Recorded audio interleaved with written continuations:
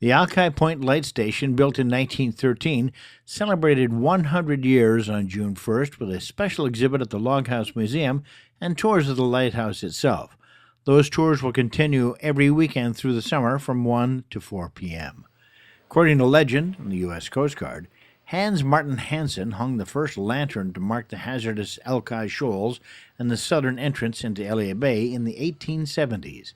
The lighthouse was constructed in 1913 and has remained the same, but well maintained ever since. It's on the National Register of Historic Places.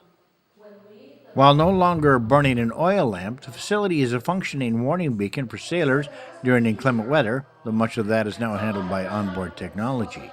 The view from the top of the lighthouse itself extends all the way from downtown Seattle to well past Point Williams and Lincoln Park. We spoke with Lyn McClelland, daughter of the first admiral at Alki Point, and with Rear Admiral Keith Taylor, now in charge of the entire facility. Hello, I'm Lyn McClelland. I'm a Coast Guard auxiliarist and very delighted to be here with Admiral Taylor today for a very special centennial celebration of the Alki Point Lighthouse. This beautiful lighthouse you see standing behind you has marked the Alki Shoal for 100 years, saving a lot of lives, we're very convinced. The predecessor to this, the first light on the point, was actually put up by a farmer by the name of Hans Hansen, who saw ships foundering on the shoal. Trade was growing, and so he put a light on the outside of his barn. That was followed by a lever lamp put here by the Lighthouse Service in 1886, and in 1913 this beautiful lighthouse you see behind us, Sentinel of the Sound. Thank you, Lyn. Good afternoon. I'm Keith Taylor.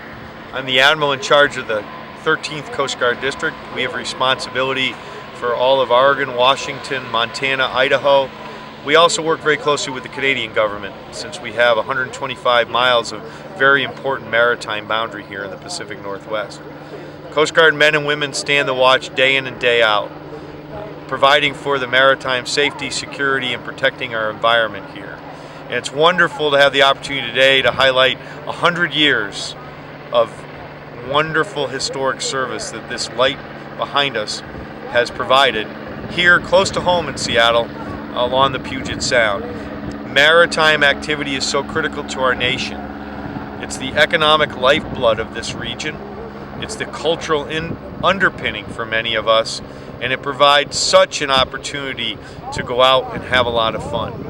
What we try to do each and every day is make sure that people that do that are safe, we ensure that our nation is secure, and we protect the environment in everything that we do. So it's wonderful to have the opportunity today to recognize that. We had a wonderful ceremony earlier where we officially recognized the centennial, and we'll have the lighthouse open for tours in a few minutes. Hopefully the public will come and join us in this very important celebration.